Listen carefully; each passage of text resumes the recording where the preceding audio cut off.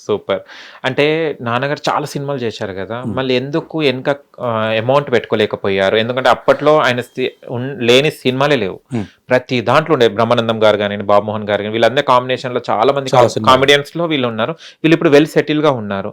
But నాన్నగారు ఎందుకు settle గాలేకపోయారు? Main thing పక్కాగా చెప్తానండి, ఫస్ట్ క్యాస్ట్ అడ్డొచ్చింది. క్యాస్ట్ అడ్డొచ్చింది. ఓకే. క్యాస్ట్ చాలా అడ్డొచ్చింది ఆయనకి. కొన్ని చోట్ల డబ్బులు కూడా ఇచ్చేవారు కాదు, ఫుడ్ పెట్టేవారు. ఈయనకేంటంటే అందరూ కావాలి, అందరూ మన వాళ్ళు అన్న ఫీలింగ్లో ఉండేవారు నాన్నగారు. కొంచెం అమాయకంగా ఉండేవారు. సో దాన్ని వాళ్ళు కాస్ట్ చేసుకున్నారు. నెక్స్ట్ బ్రాహ్మణ ఎదుగుదల వాళ్ళకి కొంతమందికి నచ్చలేదు అక్కడ ఆ టైంలో. ఇది కూడా ఉంటుందా? ఉందండి, ఉంది. ఓకే. సో నాకు చెప్పుకునేవారు, ఆయన ఇంట్లో చెప్పుకునేవారు కాబట్టి మేము సో కొన్నిసార్లు అనుకునేవారు, ఇది కాకపోతే పౌరత్యంలోకి వెళ్ళిపోదాం, పూజలు మొదలెడదాం అలా అనుకునేవారు.